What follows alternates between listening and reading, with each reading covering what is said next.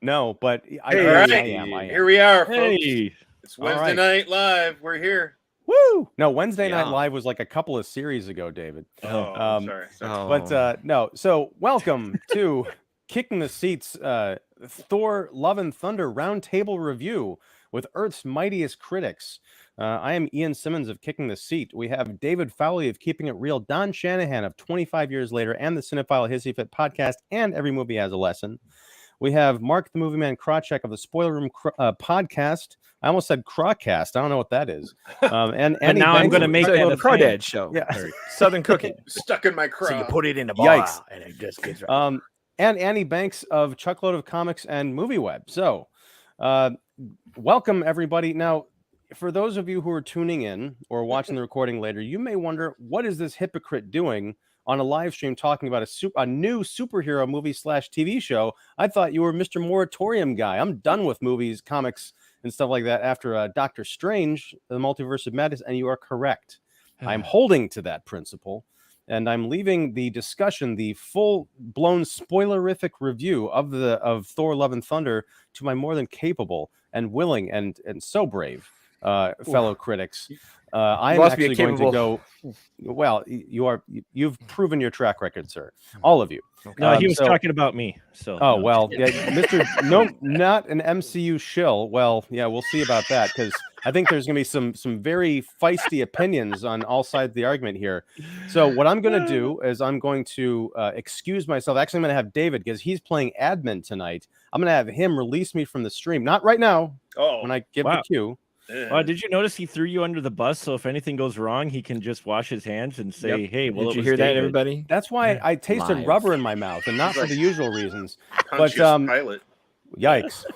No, so I'm gonna go watch probably 90 Day Fiance Pillow Talk, because I got to catch up on that with my wife. Wow! No, you got to watch Intercessor. Another nightmare. That's super. You got the better of this, folks. It's so entertaining. Yeah, it is. It's the best show. One day we'll have to do a live stream series about that.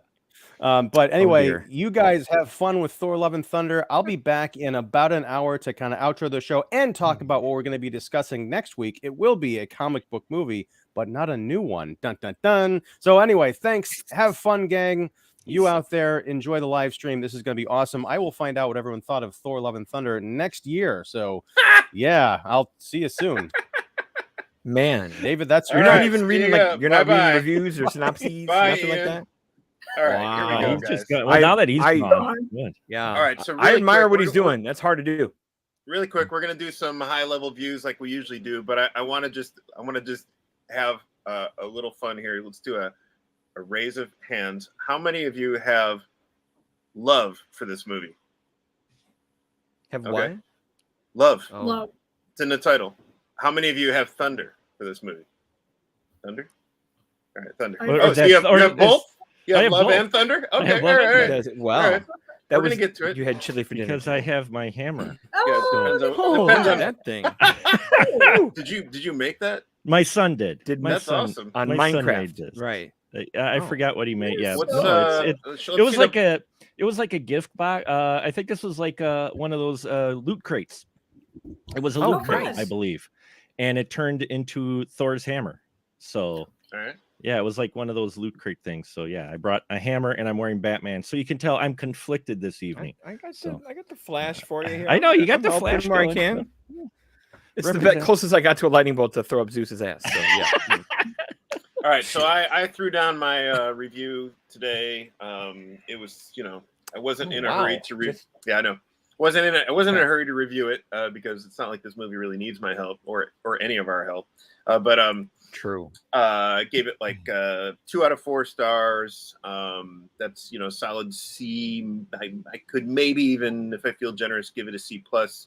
Now, a little backstory. I loved the first 2 Thor movies. I mean, I even like Dark World. I mean, I'm that kind of crazy. I liked Ragnarok just fine. But as far as Taika Waititi is concerned, my favorite movies by him are still, Hunt for the Wilder People, probably my favorite. But I like his sense of humor. I like his style. In the MCU, I think Ragnarok was a nice kind of revitalization for that character, and it was timely, it was needed, you know.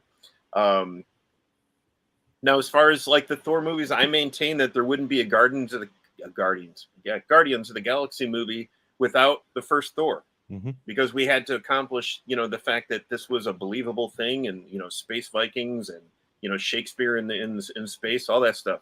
If that was believable for people and they could pull it off, which they did, then we could go into more space stuff, and that's why we have Guardians of the Galaxy. So I believe that, you know, the way they put all this stuff out there, it was totally fitting and perfect. But I feel like what this movie reminded me of right away after I finished watching it was X-Men: The Last Stand.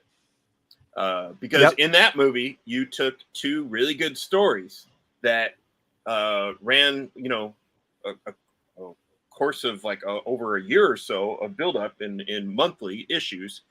One was, you know, basically a cure for the mutant gene, and the other one was Dark Phoenix saga. Okay, and so they just basically mashed it all up into one movie, and well, we know how that wound up. And here you're taking two great stories by Jason Aaron that were like, you know, once again, a year-long storyline, a lot of cool buildup of Gore the God Butcher, great story, and then we have Dr. Jane Foster dealing with cancer and turning into a female Thor. If you remember when that came out, there was a lot of mystery of who this female Thor was. Okay, and then once that was announced or revealed, it was like, whoa. A lot of cool buildup. Jason Aaron's a great writer. Here, just, you know, smash it up into a blender and put it out there with Taika's quirkiness, his charm, and his comedy. That's the lens that I view this on. And I know that if you're not familiar with those stories and you're just the average MCU fan, I'm sure you'll like this movie if you liked Ragnarok. I'm sure. That's cool. But I feel like I unfortunately come to this movie with that lens of like, okay, I know these stories and I know the potential here. And I personally feel like, and I said this in my review, I personally feel like we should have saved, like, say, Gore the God Butcher for one movie and then build that into the Mighty Thor, Jane Foster, for another movie. Build it up, you know?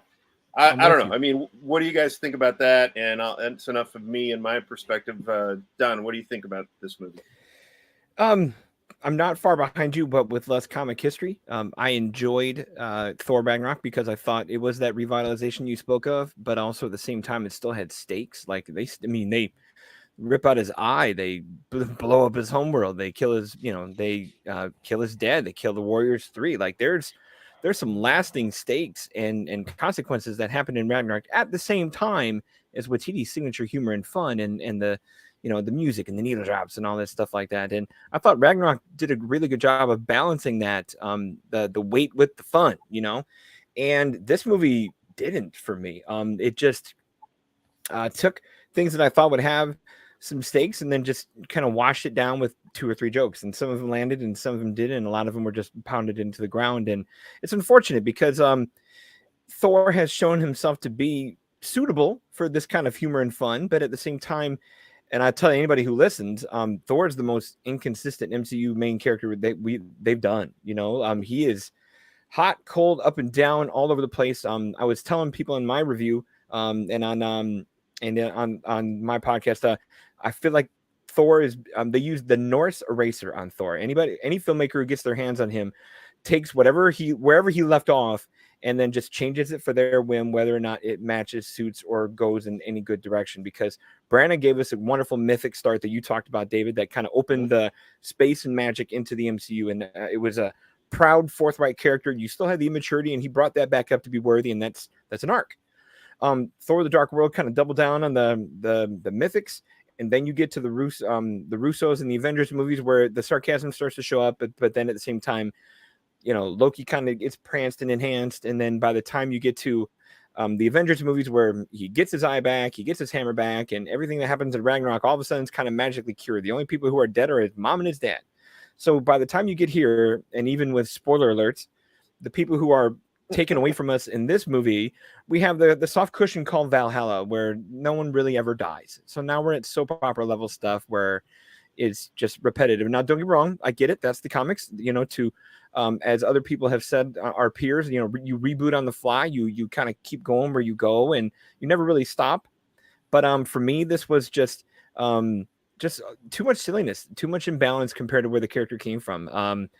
And I admit I'm a Branagh guy, so I miss Branagh. I miss kind of you can have the stoicism and still have lightness, because that's Hemsworth is amazing charisma. Don't take that away from him, but you don't have to dial it to 12 every chance you get and then pound it into the ground. So yeah, even without the comic firmest comic background, it did felt like what you felt like, David. Like Gore the God Butcher should be one thing, Mighty Thor should be another, and there's enough for 2 movies, if not 3 there. So yeah. Annie. I kind of level myself here with the both of you. I really am a Taika Waititi fan. What We Do in the Shadows, Jojo Rabbit, Hunt for the Wilder People, everything else has been really spectacular, and it is in par with what he is known for and what he's able to accomplish. I'm a Thor the Dark World warrior first, in a person second. I love mythology. I'm fascinated by mythology, and I think seeing that being paid attention to and brought to life with such tenderness and care was really cool to see. And then just elevated through Taika's work with Ragnarok. And I watched Ragnarok right before leaving for the screening, and I was like, this is fantastic. I really hope we get to see this. And then we saw it rewritten. Like, do we have a spoilers bit, or are we talking spoilers? It's just spoilers. I don't even know. He didn't even Okay, tell me so there's spoilers. Yeah, Just for a sec, on the right, David, there should be a section for comments or not band. I forgot. It's like the second one down, just above brand. There should be comments. There should be above that. There should be for like a crawl or title. Yeah, no, we'll do spoilers. We'll just say spoilers. Wait. Here we go. Okay, there you go. Spoilers. So I think with the omnipotent city bit, I'm like, this is the Colosseum scene from Ragnarok all over again, And there was a lot, even with like the Shakespearean mocks of the plays. I was like, I've seen this. I'm having major deja vu. And I think the number one thing, like, this was brought up by someone else, and after hearing it, it was really upsetting. That in 2019, Kevin Feige and Tessa Thompson came out and were like, this is going to be about King Valkyrie finding her queen. And this is probably the biggest display of queer baiting I have seen from the studio. It's very upsetting, just because you have ideas that you have LGBT friendly characters, but that's it, And I think if you promise an audience or you try to honor that plot point and then you don't, and you just say it's going to happen. I'm not saying it has to be the entire movie. I'm just saying that they totally forgot about it. With Jane Foster, I really liked the more intense arcs that she had. She's holding Mjolnir on the sink, she's falling apart, and then the granite falls off. And I thought that was so powerful. And then she's a punchline. Yeah. She and Val are having a 15-minute conversation, and you got someone's party speaker, and Tessa Thompson's wearing a Phantom of the Opera shirt. Like, where is this show? Where's this movie going? It was just so. Camp can be really great if it's done right, and this is camp for people who like Taika Waititi, but expect Ragnarok and don't get Ragnarok. Yeah. I really loved that one scene where they're on the black and white planet and they're with Gore and they have a confrontation with Gore. That was probably the best part of the film altogether, because the way that they used the imagery visually, convey these extreme themes through colors alone is something they haven't done before. And this instance, and I thought that was really creative. And then you have iMovie visual effects in the next shot. So I was just overall very disappointed by everything. Most of it, especially, with the Guardians being in there for like 5 minutes, 15 minutes, and then going, and it felt like a waste. It felt like they didn't have plans for this one and didn't know what to do. They shot in a Best Buy. They shot in a Best Buy parking lot. Yeah. They did. For that battle, right? Yeah, for the battle. I'm looking at the article. That's and I said to a friend, I was like, this is either really smart or one of the most embarrassing interviews I've ever read from a filmmaking perspective. it'd be cool if they shot it in the last Best Buy in Oregon. You know that one? They should have. Last blockbuster. Yeah, I mean, you bring up some great points. I mean, I did notice some of the similarities, but you bring to light a whole lot of other similarities from Ragnarok, and it's a shame. It's weird because it's like I don't mind the idea of Thor needing companionship, which was established in Ragnarok, and in this one it doubles down.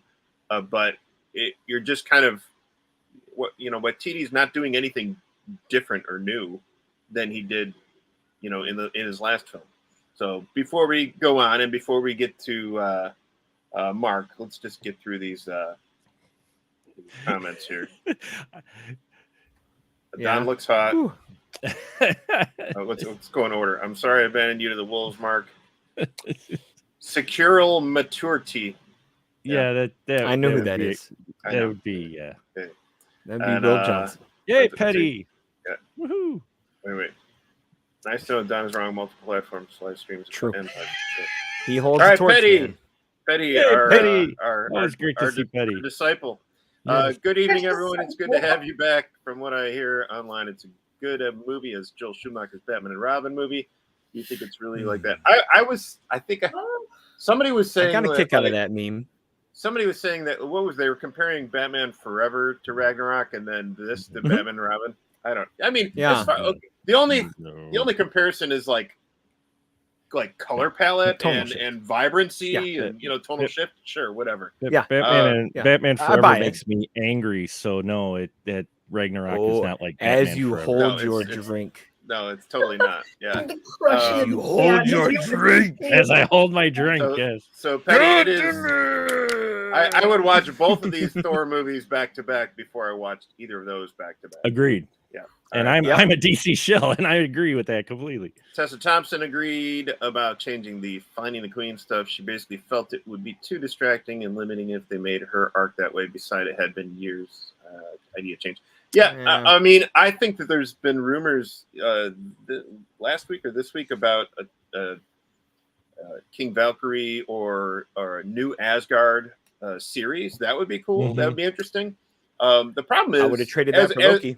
As we saw in the Avengers movies and these movies, like there's really not much to New Asgard, and so it's like because a lot of the other people just feel like extras. Like nobody is wearing like Asgard motifs or costumes. Mm-hmm. They just feel like, all right, let's wear go through the wardrobe there and get on the set. We got only so much daylight. Come on, let's go in this Blockbuster or Best Buy. Yeah, I mean, I would love to see more with Valkyrie. It would be cool. And I think that there's not much. A lot of people are saying she's getting a short shrift here in this movie. I'm like, well, it's called Thor: Love and Thunder, and she is a supporting character. So then give Korg the short shrift. Yeah, totally. Well, that's why TT's ego. He has to be the narrator in this movie too, and we'll get to that. Mm-hmm. But all right. One more here. Wow. Okay. Adios. There we go. Don's like, yeah, don't let the wind hit you on your way down. Yep. Don't let the beach get dented. Mark. It's like Homelander telling him to jump. Oh my gosh, Mark. Right. Mark, what do you think? Get us a good one, Mark. Hey, I had fun. fun with this film. I saw it twice, actually. Wow, I saw it once in 3D, and then I saw it on $5 Tuesday How was it yesterday. 3D? The 3D is phenomenal. Really? The 3D makes me wish I would have saw Doctor Strange Multiverse of Madness in 3D because in all honesty, the depth when we get and we'll talk about it later, but when we get to the character of Eternity, which that article that was posted, they were saying, oh, they're fighting in Eternity. They're not. They're trying to fight to the portal to get to Eternity. Yeah. He had it wrong. But anyway, when you see that with the depth, it's probably some of the best use of depth I've seen with the 3D. And I got to see the Avatar trailer beforehand. And let me tell you, the Avatar trailer in 2D, I was like, I saw the Avatar trailer in actual 3D. Really? Wow, it is such a difference. Yeah. It's like night and day as far as hitting you visually, impact wise for depth. And that's that in here. So when my boys and I went to see it in 3D, it looked phenomenal. And so I was so visually, like, just because I'm a big visual guy, I loved all the visuals that I know I may have missed some stuff. So I went back for $5 Tuesday, sat in the way front row away from everybody for myself. And I watched it again, and I enjoyed it just as much this time. And there's a lot of things in here that I know there were rumors that there was a 4-hour cut that was cut down to 2 hours. I can see it in here, and I almost wonder, especially with the way, a bit out of character for even Taika since this movie came out, the way he has been, I'm wondering if there was a lot more studio interference than with this one versus the other one that we've gotten, and that's why you might have the product. Now, I'm not a conspiracy guy. I'm just saying that it has been stories like Avengers we got with was it Joss Whedon? Joss Whedon talking about he had producers in his ear. The first one, Ragnarok, I think they gave him a little bit more freedom, and plus it was part of a well-planned theory. Overall, let's face it, Ragnarok shows exactly what the issue has been, and I gave it 3 3/4, not quite 4 stubs, but I still say see it in the theater because of the visual spectacle. Okay, I still enjoyed it. I know Don loves my 3/4, but I do that just for that look. I do it for that look alone, Don. I give the movie 3 9/16. You're a Home Depot scale. I am a Home Depot. I am a Home Depot. I measure in metric, but no, I enjoyed it as a body by itself. Okay, the film by itself. I went into it. Out of everybody here, I probably have the least investment in any of these characters for Marvel. I just went in for a film, and I got a very entertaining film. I found a lot of. Now there are moments in here though, because I was thinking about the Thor character and how kind of goofy he was made, especially because Waititi basically just had Ragnarok. And then what the MCU did with Thor's character afterwards, I don't know how much he had input into it later on, but it almost felt like they weren't quite sure what to do with him. So Taika in this opening kind of tries to bring it back going, look, that's not exactly what I wanted to do. And he brings him here because you get moments in here, and I pieced it together, and maybe I'm making lakes out of puddles, which I do quite often. And I'll try not to ramble, but Thor puts up the goofy thing because he is still dealing with all of his failures that he's had up to this point. And so the way he is portrayed in here, if you look, it's very subtle, and it may have been cut out and sitting on the cutting room floor, but there's moments in here where Thor is serious, like when he's in the room with Jane after finding out the hammer is actually killing her. There's actually a moment where it's not goofy Thor. It's serious Thor for a very short time, but there are little hints, and I looked for it this time. There are little hints throughout to where he actually drops the goofy facade and actually is a bit more serious type Thor, similar to what we saw. It doesn't last long, but it could be because they're playing at that he's still putting up that because he's trying to be something, because he's still finding himself. That's kind of the theme that they were trying to go for with it. So there's that. Gore, I will agree. It would have been great to have more of him. I'm not familiar with the character at all, but no offense to all my MCU fans, he's just a one in a long line of villains in the MCU that end up taking a back seat to your hero and end up being a cool idea, but never fully developed. Right. You look look at in Guardians. In all honesty, the villain in First Guardian Volume 1. Everybody talked about what's his name? I forgot his name. I apologize. He had the dance off at the end. The big guy, Ronan. Oh yeah. Ronan. Sorry.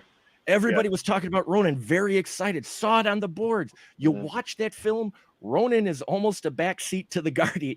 Right. Even Loki. Tom Hiddleston fought, I think, to make Loki come forward and not just be another fade away villain. So for me, I guess it wasn't a big deal because I wasn't familiar with Gore. So for me, I had no problems with him because this is what I've seen from the other Marvel Cinematic Universe villains. So I guess for me, I didn't have quite so much a problem with it, and I just looked at it not only as its contained film, but I had the least investment in his characters. Not saying that anybody's wrong. It's just for me. I think that's why I enjoyed it, is because I was like, okay, you know, what they were doing with characters didn't really bother me. You're right about the Colosseum scene, you know, being duplicate to Ragnarok. But I honestly think this film, one, I think had a lot more studio intervention than we'll probably ever really know. And it might explain why Taika has been the way he has since this film's been out. It's just been really weird, some of the stuff he's released on Twitter and that. And Wait, what is this? well, no, just they're not so much about this film, but just in general. Like, he made a rip on Stranger Things. He made a comment about his making Star Wars and saying, asking Natalie Portman to be in a film, saying and people were rolling with, he didn't know Natalie Portman was in a Star Wars film. Which is, it's like, come on. No, but I mean, you know, these statements, it just makes me wonder if he's trying to troll or get back at maybe some interference that was in behind the scenes for when making this film, because there are hints and bits and pieces of the film that you guys were looking for in here. It just gets buried. And while I look at it for entertainment value, I enjoyed it quite a bit. On the whole, if you look at the scope, it shows all of the weaknesses that we've talked about on the past podcast that have shown up in phase 4. I was looking at the film count. You almost have as many films in phase 4 as you did in 1 and 2. And you have even the most diehard MCU fans, I'm sure you guys know, going, where are we going with this? Yeah. You know, my son even said, you've got a lot of what I call dangling participles in the MCU. You've got, I mean, I know we're getting Guardians of the Galaxy 3, but look how long it took to get back to Guardians of the Galaxy, their own story, when you dropped who was going to be the villain in the next Guardians film. And that was like, how many years ago? You know, and they're doing again what they did at the beginning of the first few phases, at least from my impression, is they're letting these characters live in their own world, which is okay, but you've let the genie out of the bottle where you ended Endgame, to where you have all of these guys aware and getting involved. I mean, you know, ever since Winter Soldier, it's never been just that character's movie. Like, right. You know, and now we're kind of getting back to that. Like, you're going back to the issue in the comic book store and grabbing that lone comic again, and the crossover event's over. So now you're with this story, but they don't know where to go with these stories after they've done the crossover event. They're like, you know, and I don't buy it. I think they're still working it out. Sorry, didn't mean to ramble. But you know, and then you throw television into it, and you've multiplied all the dangling participles, and it's a lot. It's fun and it's worth it. Like, whatever happened today with Miss Marvel, you got to go back, right, and kind of consider, how is this going to tie in, and do I need to watch every single thing? Because there's been 7 movies and 6 shows.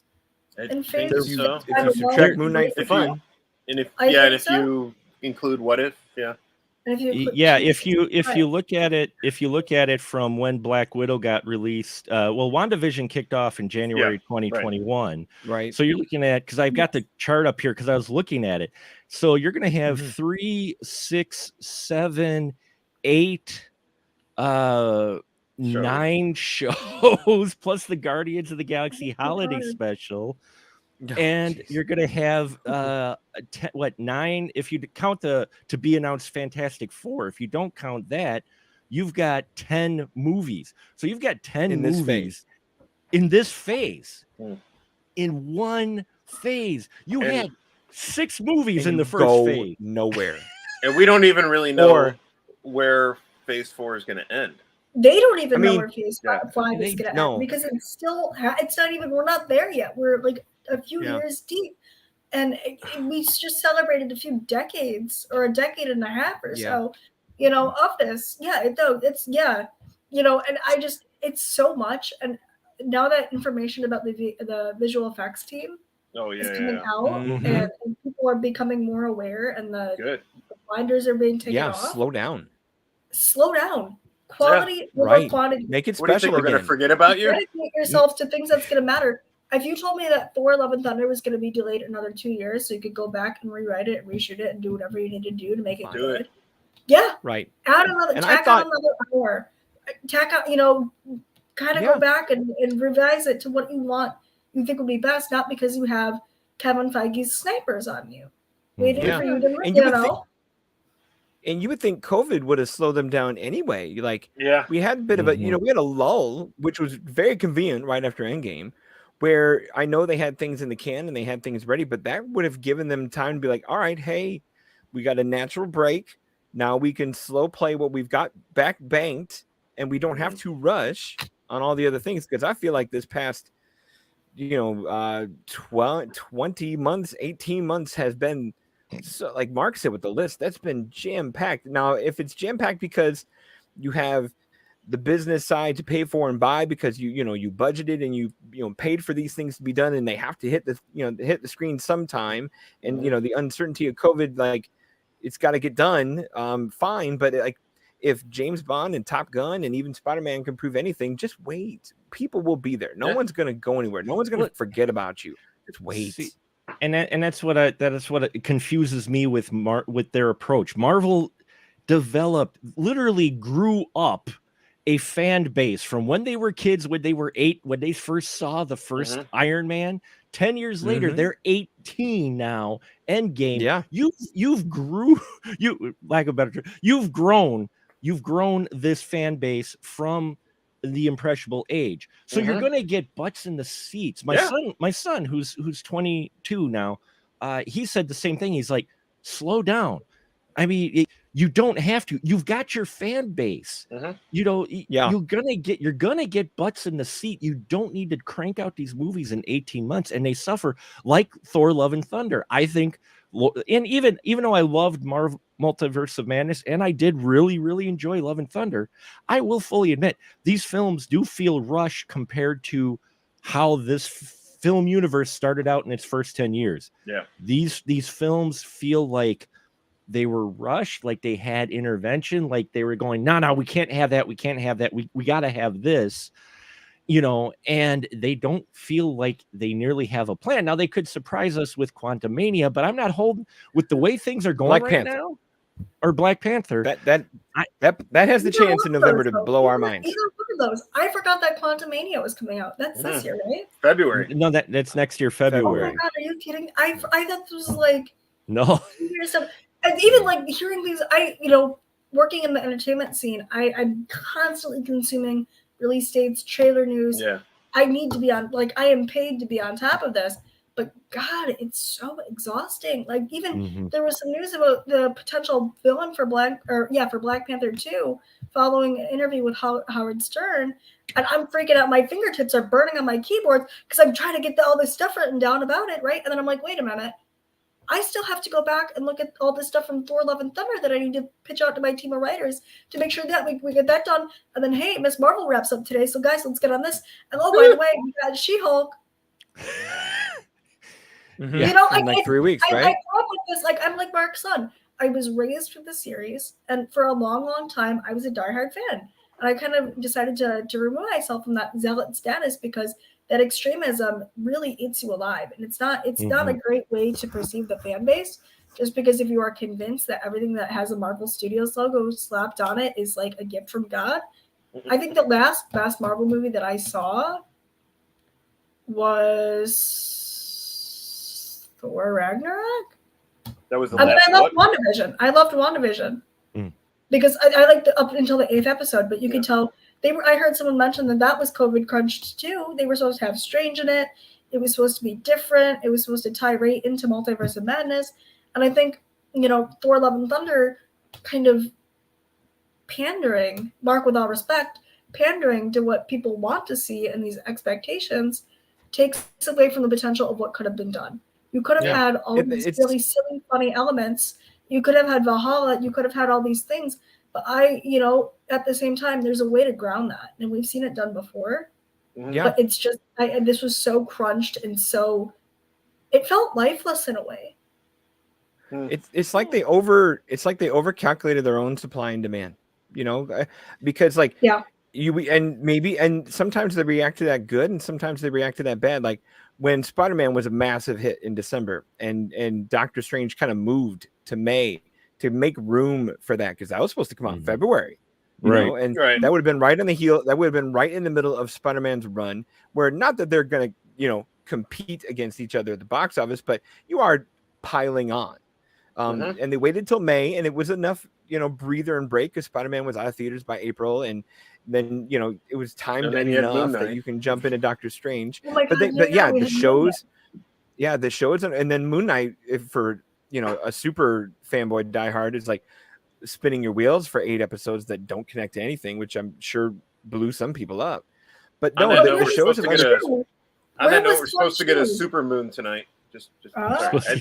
We're supposed to get what? Oh, super moon Yeah. tonight. but no, Super cool. like we're talking like 2 months after Doctor Strange. Here we are at Yeah. Thor. Imagine if Doctor Strange was a success the way Spider-Man was. Would they have bumped Thor to November and then bumped the rest of the line of Black Panther and Quantumania? I don't think they would have responded as such. I don't think they would have moved it to November. I think they would have moved Thor to August. I think they would have moved it but to a month. August, and then you have August. You get the jump ahead of time for the Black Adam 3 film, months which a lot before of Black- people, yeah. right? You've got Spider-Verse also coming out in October 1, and you're not getting Shazam till December. So I would Wait, think no, they delayed. Spider-Verse is delayed until February. did. Yeah. No, They moved it again? They It moved was- it yeah, again. So Wow. when's Black Adam coming out? Black Panther, November. I'll No. get you the release date. No, you Hold on. mentioned No, Black Black Adam. Adam. Black Adam's Black October. Adam. Black Adam. October. So Chris Was the last. So we have Black Adam October, Black Panther, Wakanda Forever, November. November. Okay. Shazam in December. Oh geez. I think they bumped that. Avatar I in think that's December. like April. No, Shazam actually got moved up. It was back because Flash was going to be Christmas. Then they moved right. Shazam up to December, which makes sense. It's more family friendly, and they moved Flash out, which Flash is going to throw itself onto HBO Max before too long. Are they just gonna? Yeah. What are they gonna do with Flash? Are they just gonna I have do no over Flash? idea. I think You know, we should I don't release know. Ezra Miller on the Supreme Court. That would I be ju- great. I I think just we should just let them go and see what happens. I just want Flash to be the still. I just want Keaton to be standing next to the Batmobile, the original Burton Batmobile. Yeah. I'd be fine. I'd be eating popcorn for like you know. Well, I think that Batgirl is supposed to be pushed back into 23 now too. Yeah. And we don't even get a because there's a theatrical show for there, that. too. That's just No, HBO no, Max. that's going to be an HBO Max. It's a weird Gotham time. Knights? They're worse. But no, Batgirl. It's just HBO Batgirl, Max. Yeah. Oh, And- so great! and- We're gonna have 2 Batgirls in the DC. Pretty much. And it's one of those things where I Two love Supergirls loving too. Well, no, that show closed. Never No, mind. yeah. I enjoyed Love and Thunder. You look at the comedy. I mean, all our characters are there, but it does show what I think is happening, not just with the MCU, but with superhero films in general, is studios feel like they need to crank these out constantly now. Yeah. And it's hurting the story. Again, it's self-contained. I didn't even connect it to anything else in the MCU. When I watched Thor Love and Thunder, that's it. That I'm just watching that film, and the only thing I connected to is the other Ragnarok. You don't even, because they barely even address which, even in Multiverse of Madness, they barely address any of the films and phases except from their last movie. And that's fine.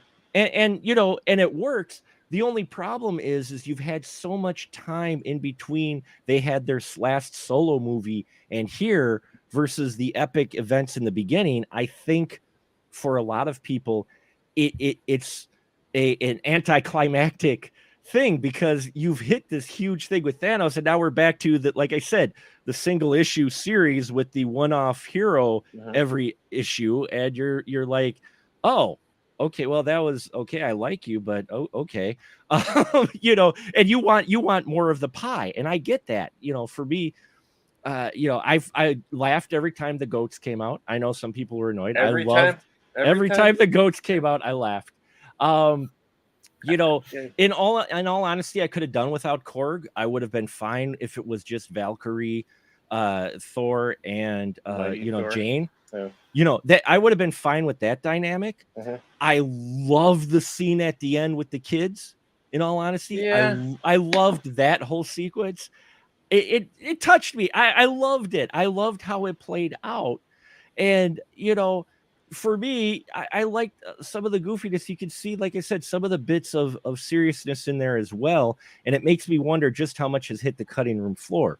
Yeah. Because I get where you're all saying, you know, I guess for me, I felt like I got my popcorn's worth both times. And I enjoyed it more. And the thing I will say though is Korg could have been cut out of this. As much as I enjoy the Korg character, he really could have been cut out and then focused a little more on King Valkyrie and Jane Foster. Start out with Korg's wedding in the beginning and say, you know what, mate, I'm going to stay here with my husband and we'll just, you could go on your little adventure. And if you need me, just let me know. You know. Oh, you did that fairly well. Yeah. Yeah, that's not bad. All right. The big picture, they phased out or passed the torch from the original Avengers. They've introduced the multiverse, introduced 2-3 big threats, and established a bunch of new team groups. I'm not feeling threatened by anything. Who are your 2 to 3 big threats? Just hold on. Just because we, the audience, can't suss out a plan doesn't mean when it doesn't exist. Let's see the whole thing before passing judgment. I call BS. You know, there's nothing wrong with passing judgment from what we've seen so far because that's what we have to work with. My last thought, Mark, is worthy of holla. Have a good night, fellow geeks.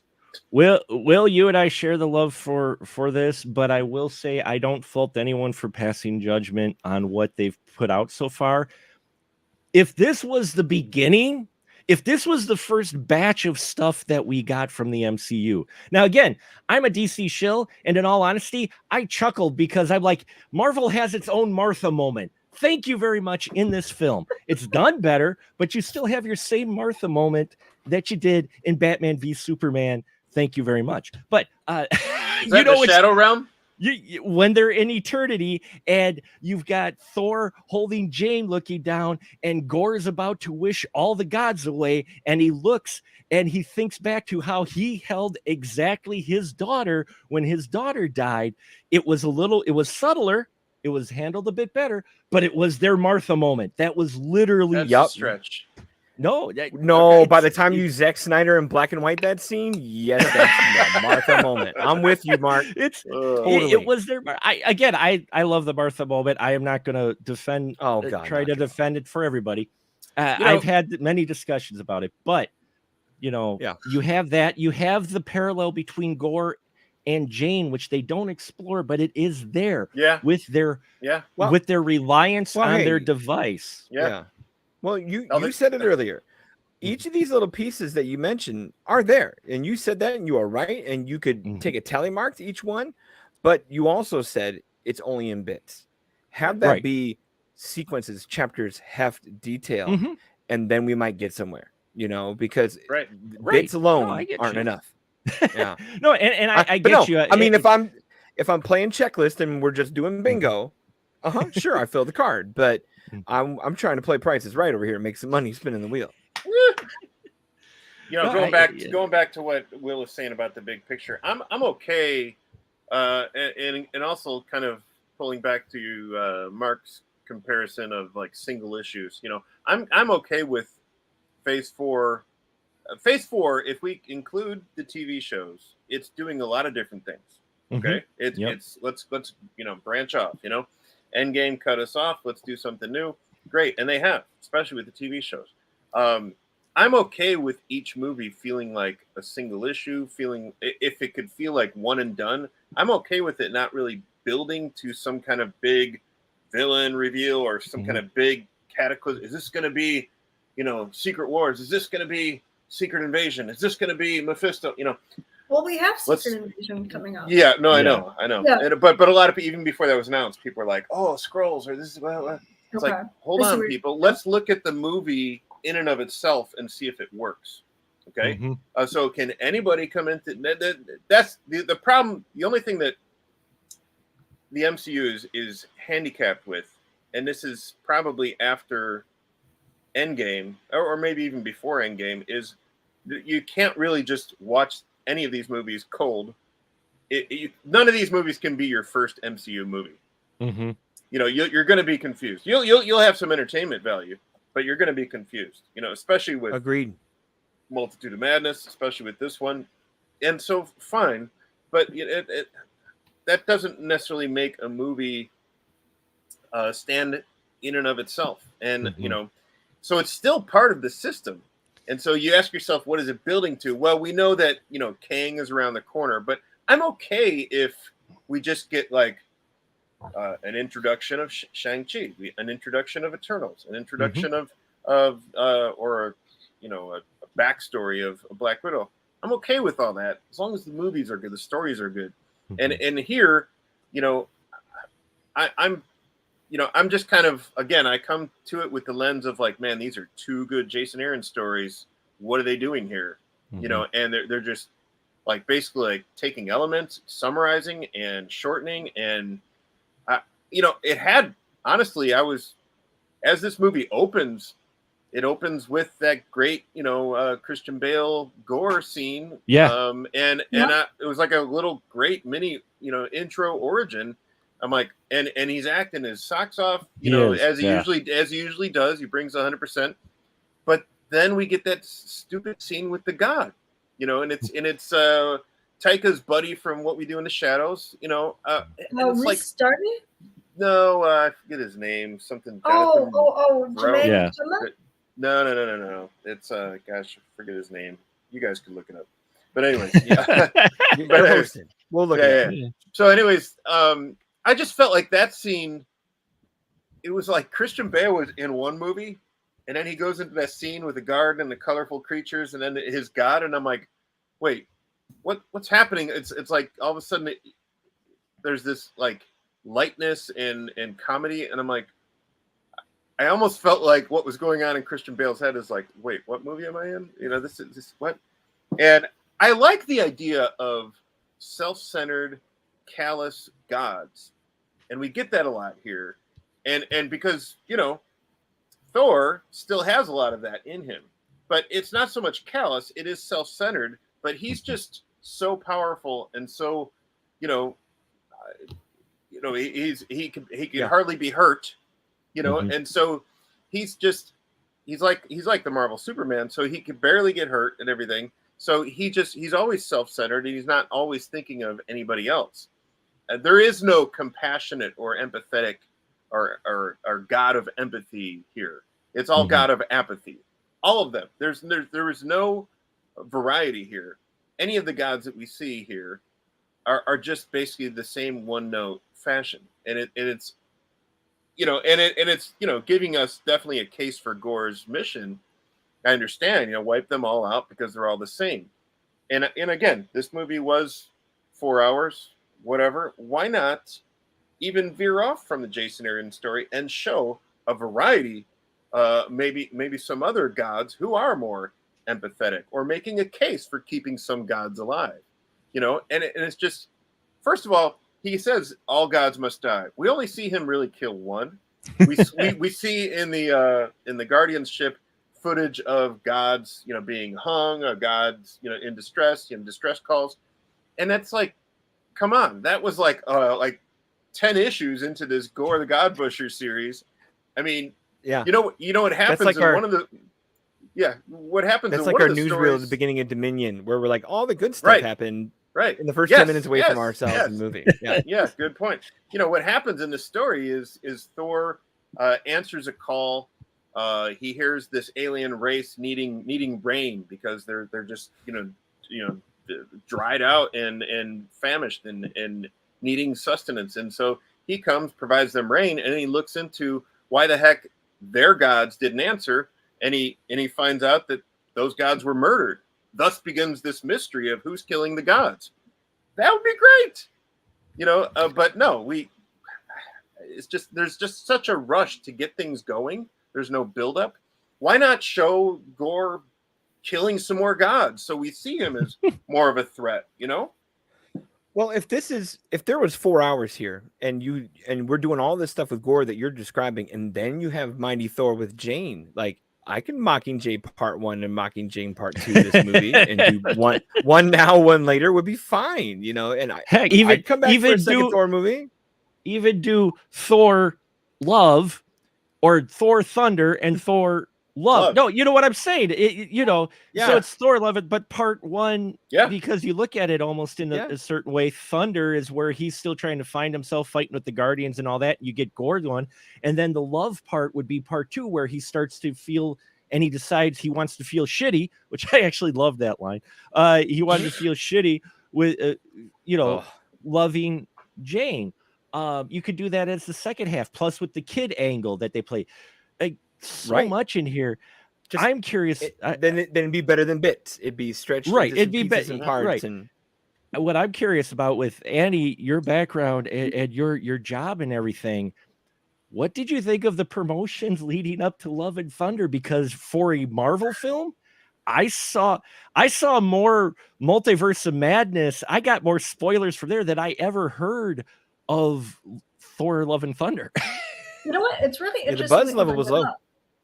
Because much like Don, I've strayed away from keeping my eyes on any promotions or anything. If I see them, I'll try to, only do as little as I can get as possible.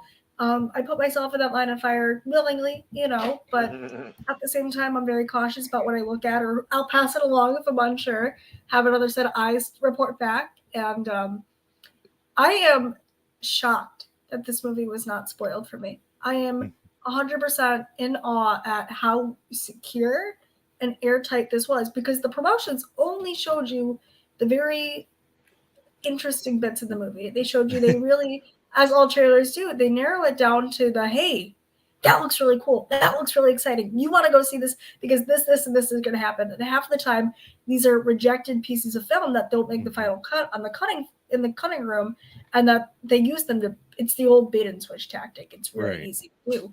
And we've seen it done before. Like Marvel has had a track history of this. You can go back and look at all of these different moments or Easter eggs that are in trailers or in promotions or in stills that you don't even see in action. And I think that with this, you see gore, you see some of gore, you see the most intense parts of Gore, you see the most intense parts of Thor, you see the most intense parts of Jane, and then Valkyrie, then some. But it doesn't, you make these assumptions based off knowing Taika's work or even seeing Ragnarok once. And then you look at this, and because the visual appeal to it is so similar, you automatically make that assumption that they're going to be very alike, and they are, for better or for worse. With that, I came back from the screening, and the next morning I went into work, and I rounded up the others who had seen it either a week earlier or were seeing it later in the week. I was like, we're going to do these questions, we're going to bang these stories out. We're going to get this done. And we were the ones breaking the spoilers. We were the ones putting out the spoiler warning stories. We were the ones saying, don't read if you want to go see Love and Thunder. We were those guys. So being on the inside of that and being the ones making sure that gets pushed out, it was really interesting. Even for like other things, the most spoilers that I've had for like the last couple of phases would be for Spider-Man: No Way Home and for Multiverse of Madness. And even those were like most rumors that I was like, yeah, sure, whatever. You know what I mean? Tell me the winning lottery numbers next. But with this, I was pleasantly surprised at how little I knew outside of my own previous comic knowledge, my own previous MCU knowledge. Like that's really nice. Same thing for Miss Marvel. Same thing for She-Hulk. I really do hope that they continue to keep the chatter very airtight and contained, because that really helps. Like if I said, hey, here's this movie, watch a trailer. If you want to go see it, we'll go see it. But I know it's gonna be nothing like what I saw, that 2-minute clip of what I saw, right? I wouldn't know what to expect. And that's really, after I left it, I was like, what am I gonna bring to the table that next morning? Like, how can I present this? And it kind of challenged me to think harder about the movie and think smarter about the movie. It helps me evaluate it from multiple points of views. No, it's good to hear your perspective on that, especially coming from your end and what you guys are doing over there. Let's go to this. How was we got to deal with this? How was Russell Crowe's Zeus? Did you make a good performance? Well, I probably would have made a good performance. I don't know if Russell Crowe did. Again, it's the material, the writing and the tone and the treatment, because Zeus is a laughable joke here, and it's really sad, because Zeus in the Marvel comics, Zeus is like appear to Odin. Mm-hmm. And it just looks Right. like he's in a Halloween headquarters outfit, costume. Yep. And it's you're surrounded by Zeusettes. Literally, like that's like the name of some of these girls. They're Zeusettes in the cast. Sad. And just it becomes this like show. And I think it would have been more. The stakes would have been graver. The stakes, it would have been, at least there, and it would have been more intense if they would have went serious with this, and instead of just this being some kind of a big joke. And I don't know what kind of accent he's doing here. A lot of people are saying, "Oh, well, that's definitely sounds like a Greek accent." I'm like, a Greek accent, like in a my big fat Greek wedding accent. Yeah, and like a satire or a comedy. He did have Jared Leto going, "Hey, look, I don't have the worst accent anymore." Right? Yeah. I mean, and I think I'll take House of Gucci any day. Yeah, I think that's the only thing. I think that's the easiest fix you could do is go ahead and keep the semi-flimsy material, but let Russell Crowe drop the accent and just be Russell Crowe. Be Maximus Decimus Meridius, where you can have fun and you get a frolic, but you're doing it with that low gravel where at any moment I could F you up if I need to. But it not, give him, like you said, give him a better costume, drop the accent, and Russell Crowe should be enough. Or even write some like connection that Zeus has to Thor. It's like, Thor, Odin's son, I remember when you were a pipsqueak. You're coming to me for help. It's like, just like have some history there. Zeus shouldn't be taken off guard by all this stuff. I mean, he should know that or sense that Thor is coming to him. It's like he shouldn't be surprised by all the, I'm not saying he's all knowing, as some gods are, but he should be at least aware of what's happening in the universe. He should be, we know about Gore. We got our people on him or whatever, something, it's just the whole lightning bolt thing and the twirling. It's like, what is happening here?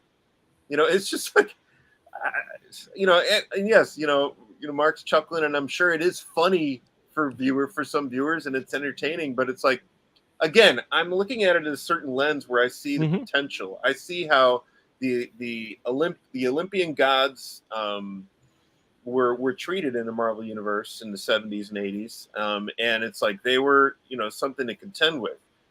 They were the equivalent. Olympus was right there with Asgard. There was always this kind of rivalry, yet in a pinch they would help each other out.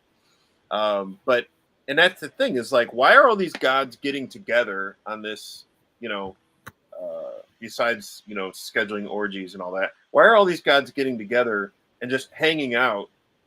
What are they there for? What do gods do? Ideally, you would think that they would meet the needs of their worshipers, right? So they can continue to be worshipped as gods. You would think that that's what they would do, but no, they're just sitting around. Well, it's hinted at briefly again with one of those morsels that doesn't get developed. You do get after the comedic part with Zeus, coming down the stairs, there is a moment where you're like, I wish you would have got more of this Zeus, was where he's talking very up, whispering to Thor about how everybody is scared.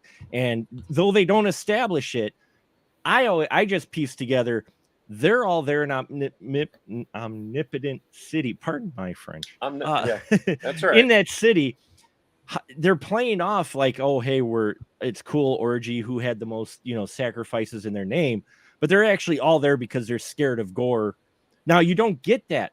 Don't get me wrong. You don't get that. But just from the little dialogue that Zeus had with Thor, the impression I got was that they are all there to not because of Gore, but they're not going to talk. We don't talk about Bruno. We is what is the moment. They don't talk about Gore. They all know Gore's out there killing gods. Yeah, so they want to keep all the gods under one dome, so Gore could just drop a bomb. Well, yeah, dome. but he doesn't know where know where they are. Right, that's where they play the angle. That's what I'm saying. Is it could have been fleshed out more, but that's what I gathered from Zeus's little actual serious dialogue when he drops the goofiness. He still had the accent, but where he talks about how he is scared and Gore doesn't know where they are. And by the way, you do. And if you go after Gore, he's going to find out. So we're going to keep you here. You know, there's that little morsel. Again, they don't explore with it more where, you know, you could see where you could really go with this as well. But that's what I pieced together why they were all under one dome, is because they were actually scared of Gore, but no one's going to mention that they're scared of Gore because they're all gods. And if they mention that they're scared, well, now you're showing your weakness. And we're all about here. All the gods here are just arrogant pricks.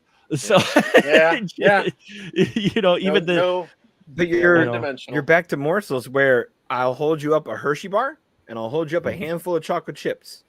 I'd rather eat this one than this one. Sure. And I get that. That's all together, and you got Love and Thunder. This is delicious. I guess I'm just too simple of a man. I guess. No, I can have a question about the gods that were there, right? We have these very important figures. We have a very exciting newcomer at the very, very end, which Ted Lasso fan, I made my heart stop, you know. But at the same time, we just saw all these gods, these Egyptian deities in Midnight. Mm-hmm. Where were they? Like, what was going on? It wasn't a complete, you know, pan and scan. You know, they were on the other side of the camera. You would have think they would have got some. They didn't announce everyone's presence. She is right though. Shaquille O'Neal in the NBA All-Stars. Like the crowd show. Yeah. It's like in the Senate in the prequel, little ETs, you know. Yeah. It's like so, Space Jam. You gotta pause. There's a way to tie it back, right? You see the staff or something in the crowd, and you go, okay. You see the avatars. Yeah, you see the avatars, and there's something. You don't have to point them out. You don't have to spam in. Yeah. But some eagle eye fan will be like, I see so and so. There's to wear it. There's, you know, and you go, oh, sweet, we're in the same universe, and you keep going. Yeah. Do you folks buy this down here? I don't. Well, like Kang, we know Kang's coming. 10 Rings, you got to see something further than a Shang-Chi scene. And I know he means Skrulls instead of Kree, but we're not there yet. We have to wait another 3 shows. Yeah. So 10 Rings was hinted at in an end credit scene, you know, because in Shang-Chi, one of them. I don't know if they're a threat. We don't know yet. Here's the thing with you could do more than drop hints. Well, I don't want to take away from the comments. I was going to say about the end credit sequence, but let's go with the comments. We'll get the end credit sequence a little bit more. I feel no intimidation by King the Conqueror. He's just some guy. Guy. Right. He is some guy. Yeah. But remember, you know, Thanos was just some guy that showed up in the end credit scene at one point. He showed up full costume, Guardians of the Galaxy preview. Like he came. They dressed him up when he showed up. But I'm showing when Thanos. Yeah. When you show me Doom, I will buy into it. Yeah. Well, hopefully you'll buy it. Stay off the winner. Hopefully. I've seen the Twitter. Yeah, me too. As for going in cold, it's been 15 years. At some point, you can't keep trying to appease newcomers. You got to just keep chugging along. No TV show says, what about new viewers in season 8? I think every one of these Marvel TV shows has been very accommodating to new viewers. Every single one of them. Okay. All right. I think so.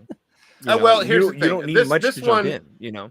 This one was, I feel like, a little bit more concerned about new viewers than, say, like Doctor Strange 2, where because we have those moments. WandaVision, because those moments of, and I'm not just talking about homework. I'm talking about within the movie. Those moments where Korg is the narrator. That's for new viewers.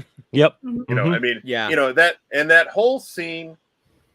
I'm sorry, but it was just such a cop out and such that lengthy montage of, oh, well, this is what Jane and Thor's romance was like. Yeah, what? When? Is that somewhere between Dark World and Age of Ultron? I don't know what's happening here. You know, it's like, wait, you have this whole relationship. You're trying to shoehorn this relationship in when this should have been, if you're going to flashback, then make the movie longer and show us some real nuance to this relationship. It's like, oh, no, they were afraid of losing each other. You know, it's like, what the, what is happening? News report number 2. Yeah, exactly. We're back to the menu. So, Petty, based on what David says, does Disney have a problem identifying its target audience? A casual viewer might not enjoy this movie because it lacks the context of their movies. Maybe. I think we just touched on that. But, you know, its target audience is actually in Target in the toy section. You know, it's like, it's like, Love and Thunder. You honestly could go into this cold.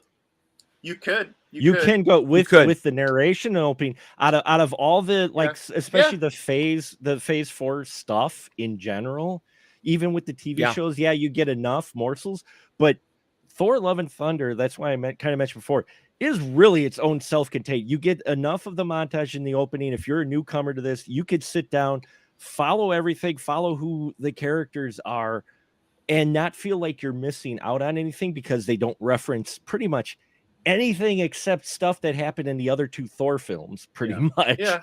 But Mark, you make a good point because you say you don't feel like you're missing anything. If this was my first Marvel movie, I wouldn't think I'm missing anything moving forward. Mm-hmm. Yeah, I would see this and go, oh, okay, I've seen a Marvel movie, and if this is what I'm going to be expecting, maybe I should think about other genres or explore different. I'm serious. Like maybe it's a valid point. No, that's a valid point. Yeah. And I'm not. It's a lot of fun to watch, but if someone's been begging and pleading me to go see a Marvel movie since the dawn of the MCU, and I held out for this long, right? And I broke down and I decided to pay my $15 to get in, and I went to go do it. It'd be my one and done. Mm-hmm. Back to Petty's point about the casual viewer and that, I don't even think it's what I think it is, and here's the thing, even when we've hinted at it before, the after credit sequences in nearly every other Infinity Saga phase film touched on the overarching buildup to Thanos. Even when people exploded, and I didn't understand it at the time, please don't shoot me or anything, but when an audience went absolute batshit crazy when the only after credit sequence was a door open, Thanos grabs the glove and says, "Do it myself," and leaves. The audience erupts, and I'm like, "What's that?" I'm like, okay, so he grabs a glove. I found out later, but the whole audience. But that's the thing is that first 10 years, even those after credit sequences, you usually got 1 or 2. If you got 2, one was to set up for the next film for that character. Yeah. But the second one would always reminded you of that threat. Here, we've had each property doing its own thing, introducing a threat for its own world. There's no real overarching threat yet. So I think there's a disconnect with these films. And it's tricky. It's a tricky balance. But I'm just saying they've built this expectation, and now they don't have that. Again, you're kind of like, where are we going? Yeah. Zeus knew Gore had the necrosaur. Yeah. He privately told Thor he was scared. Yep. And he thought Asgardians were dead after being destroyed and Odin died. Yeah, but the thing is I feel like I said, I feel like these gods should be a little bit more all-knowing and less self-centered. What's the name of the place they live in? Yeah, Omnipotent City. Yeah, correct. The rest. Here we have John Wick 45 for life. Could have used a bit more butchering. The script or just in general more blood. Yeah. I could have. You said it earlier. Like one more killing, one more confrontation to show Gore's power. Yeah. Yeah. Think about if you would have got your battle, and maybe again, it's sitting on the cutting room floor somewhere. How Sif lost her arm. Yeah. That whole battle with the nicest god, because she was at that battle where the nicest god you could have got killed. Show us that battle. Show us Sif and some of friends, warriors and that battling the shadow demons, and Gore just going right up to the big guy and slicing him. Talk about setting up your threat for Gore. And you have Sif, a beloved character who people wish they could. Talked about Sif, yeah. People who wish they would have seen more of, actually see her even get her whole own battle sequence. Sorry, I talked like a badass.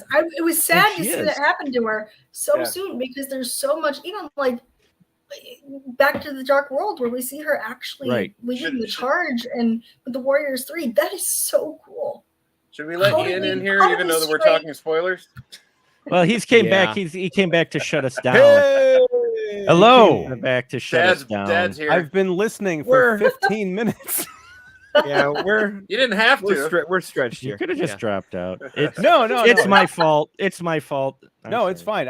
I'm. You guys have been doing a great job. I have no idea what you're talking about, but it's very entertaining. Good. That's Oh, yeah. Do you have us all like muted where you just watch us in our body language? No, I've been listening.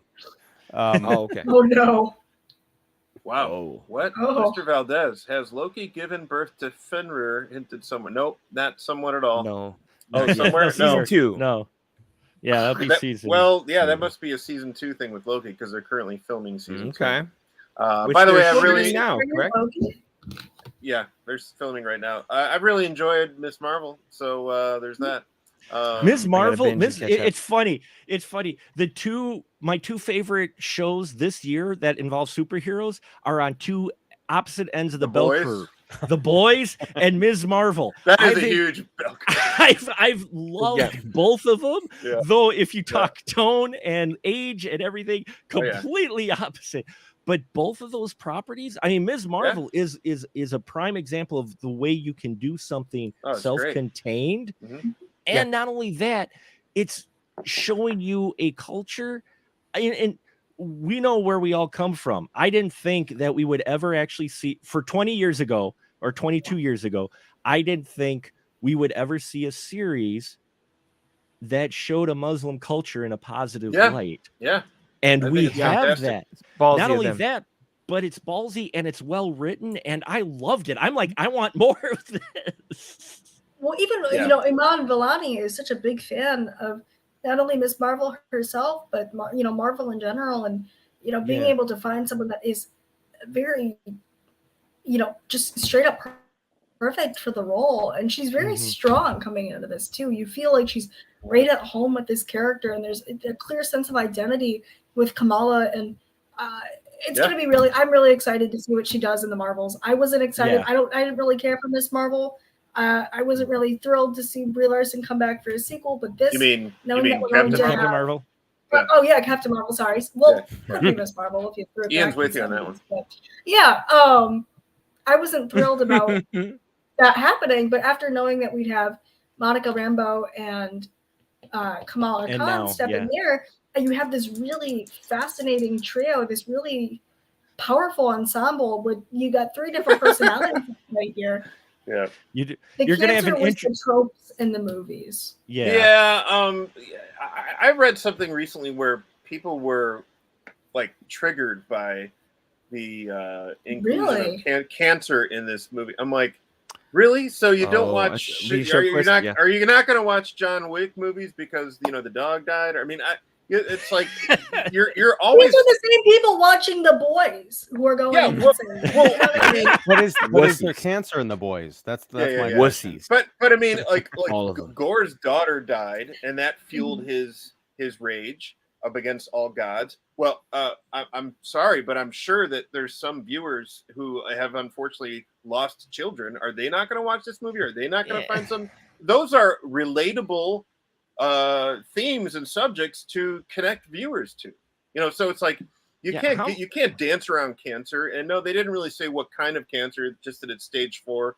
But again, that's a thing that they could have extrapolated it on, but they didn't care to. Yeah, but you didn't really.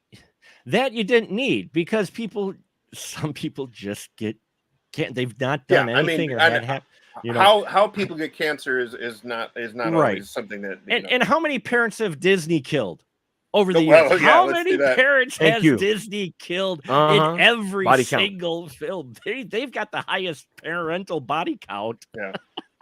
If that shows up, it's going to be very alien-like. I think he's referring to the Loki giving birth. So yeah, we have that to look forward to. Mark's the MVP. Am I being repetitive? Yes. Annie and David, good solid work. Thank you. Don, do better. I'm actually leaving now. Haha. Didn't he say he was leaving before? He keeps saying he's leaving. He's back, folks. He's back. Yeah. My mom died because these people need to just grow up. Yeah, I agree. I mean, we've all had people we know who've died of cancer. And so Annie said it. It's life. And the thing is as long as it's done well, I mean, geez, we had a Seth Rogen, Joseph Gordon-Levitt comedy. What was it called? 50-50 or something? Yeah, like that? 50-50.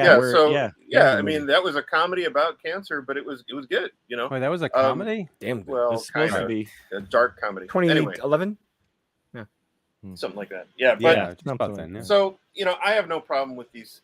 The problem I have is this movie didn't do justice to those heavy subjects anyway. So I'm not going to be too upset over.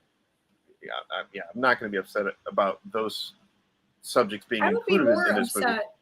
It would be more upsetting if they decided to choose another terminal illness for Jane to suffer from. Well, you mean not be as loyal to the storyline for Jason exactly. Aaron, if they said, it's something else, or this is what happened, and they changed the storyline where it's already written, it's already canon, and we're already primed to expect that this is going to be the way it's going to happen. I think if they chose to do it any other way, even addressing the cancer, maybe lean in a little more to those more serious beats, but don't be afraid to talk about it. It's not like it's not a thing. It's not like it's going to be world ending or God killing or something. And then like what that. do they do? They put her in a Pixar place to carry on. I want to go to a Pixar place. I want to go to a Pixar. Well, I want to hang out with Idris Elba too. So shoot. I want to hang out. What was that? I want to hang out with Bing Bong. He went to Valhalla. He's in Valhalla for sure. I'm sure. Yeah. I only have two emotions in my brain, but anyway. Okay. You know they're gonna. But you know they're gonna overplay that. Oh, that's Switch. Well, it was Portman, Elba, Hopkins. We're gonna wrap this up here. It's been over an hour, hour 15 here. Thanks for coming, and thanks Ian for letting us take over. Well, Dave, you're not outroing this show. No, I'm not. I'm back. Yeah. I brought the hammer. This is. Oh wow. Mine's bigger. Mine's bigger. I'm gonna throw the book at you guys. Hey guys, we have Mark, one is that more the $40 popcorn Thor hammer? Did you buy that thing? No. Oh, okay. We had one more comment. We had one more comment. Oh, sorry. Here we go. Before we say goodbye, I wanted to share a good news happened to me a few days ago. I got my PhD in computer science. I'm very happy. Woohoo! And I just share it with you, friends, with the greatest respect. That's awesome, man. Congrats, Petty. That is awesome. Since you're a doctor, can you get us out of this thing? How do we get out of here? Wow. So, PhD in cool. computer science. That's awesome. Congratulations. Wow, we're all very proud of you, Petty. And thanks of course, for Will's got to sharing that come with back us. and say congrats, Petty. Will's left and gone. Like he's had so many farewell tours in the comment section. Yeah. Looks like it's dating life right there. You're welcome. Whoa! Petty. Wow. Jeez. All right. Well, yes. Yep. You're back to very here welcome. again. So now we've got a bona fide PhD in computer science watching our live stream. This is amazing. Yes. Okay. So, again, I want to thank everybody for watching. I want to thank this awesome crew. You truly are Earth's mightiest critics for taking over in my stead in terms of hosting and actually watching these movies and discussing them. I really appreciate it. It's been fun. We will actually be back next week, as I think I teased at the beginning of the show, to talk about another comic book movie, one that's celebrating 15 years this summer. Sam Raimi's Spider-Man 3. So, yeah. Oh, well, okay. Out of line, but true. See? I think I was talking about dating life. Are you in or out? But no, so yeah, next Wednesday, 8:30 p.m. Central, we're going to come back here and talk about Spider-Man 3. Why? Because for selfish reasons, I just finished watching the Raimi trilogy, and I have a whole new appreciation for Spider-Man 3 and Spider-Man 2, a movie that I swear I hated up until like a month ago. Now you watched it with your son, right? Yeah. Okay. My youngest, because he's going through all of them, and he wants to watch the new Spider-Man, and so does my wife. And I'm like, well, that means we have like 6 other movies we got to watch to bring it up to speed. And even after the Raimi trilogy. Are you going to take him through the Garfields? Yeah. Yeah, the Garfield. When you said that, I was thinking about the cartoon cat. Yeah, with Bill Murray. Bill Murray did that? Yes or no? No, Chris Pratt. Chris Pratt did. Bill Murray's the villain in Quantumania. Wait, Chris is Pratt. Bill Murray is one of the villains in Quantumania. Is that true? Yeah, it's true. You get to miss that'll it. Be up after the moratorium anyway. Yeah, so Will just got here. All right. Well, so yeah, we're going to talk about that. I think it'll be a very fun conversation because that movie is much maligned, and I understand why. Because I was one of those, drum beating haters of Spider-Man 3, but no longer. So yeah, join us next week. this time, this YouTube channel. And yeah, that does not break my moratorium, because I can watch things that I've either seen before or older things. That still counts. But yeah, I really appreciate, once again, you guys hanging out. We've got David Fowlie of Keeping It Real. We've got myself. I'm Ian Simmons of Kicking the Sea. I'm just kind of going across the screen here. We have Don Shanahan of Every Movie Has a Lesson and 25 Years Later, and Cinephile Hissy Fit Podcast. In the comments, we have Will Johnson, also of Cinephile Hissy Fit Podcast. We have Mark the Movie Man Krawcheck. Mark, don't look so forlorn. It's okay. I think the DC shill still has survived. You're not no bruises, no bloody noses. No, they were very kind in letting me talk. David didn't mute me, though he at any point could have, and I wouldn't blame him at all. So awesome. Well, and also we have last but certainly not least, we have Andy Banks of Chuckload of Comics and Movie Web. Thank you very much for all of you guys for hanging out. Jeremy Cook, looking forward to it. I assume you mean the Spider-Man conversation. Yeah. I was hoping it would be let me just ask this. I was thinking it'd be more of a Spider-Man debate, because I don't know anybody who likes Spider-Man 3. Is anyone going to be stepping up to defend this movie, or to not defend this movie? Defend it in a good way? To bash it, to trash it, because I'm on the. How do you defend it in a bad way? Anti-defense. This is why I'm not doing these live streams anymore, because I'm clearly losing my mind. But no, are there any people who hate Spider-Man 3 on the panel tonight? Really? Okay. Don? I mean, I'll watch it again and hope for what you got, but I'm coming in low.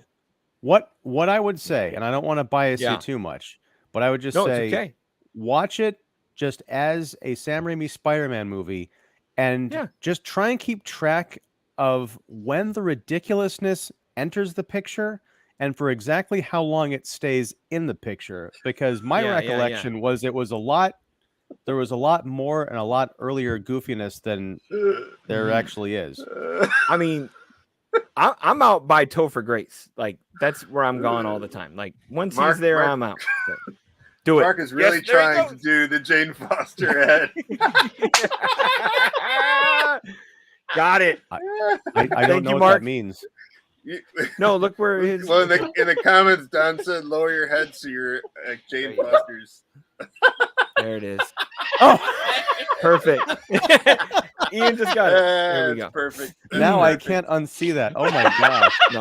And Ian, if you move closer, if you move closer and cut off your nose, you could be Gore the God Butcher's lower right here. Oh yeah. Get up and the mouth. Yeah, move up. Get up. There you go. There you go. Come closer. Come closer. Wow. Come closer. There. Yeah. Right there. There we go. No. There we go. Too much. Sorry, y'all had to see my man boobs there. But no, that was a lot of fun. We should do this all the time. Yes. Every Wednesday. 20 pictures. All right. Well, I'm going to wish everybody a wonderful evening. We'll be back next week, as I mentioned, and in a couple weeks we're going to be back talking about the Legion of Super Pets. That is a new superhero movie. It's true, but it is not part of the moratorium, because I announced when I said I was going to turn my back on this stuff that was an exception, because I'm taking my kid. It'll be his first movie in the theater. Starring Kevin Hart as a dog that looks like Kevin Hart. Yeah. Hey. You know. Yeah, I know. Yeah, I'm looking forward to that one. Believe it or not. Yeah, it'll be fun. It'll be good to have you Does back. that mean they're going to have Will Smith as a boxer? Nice.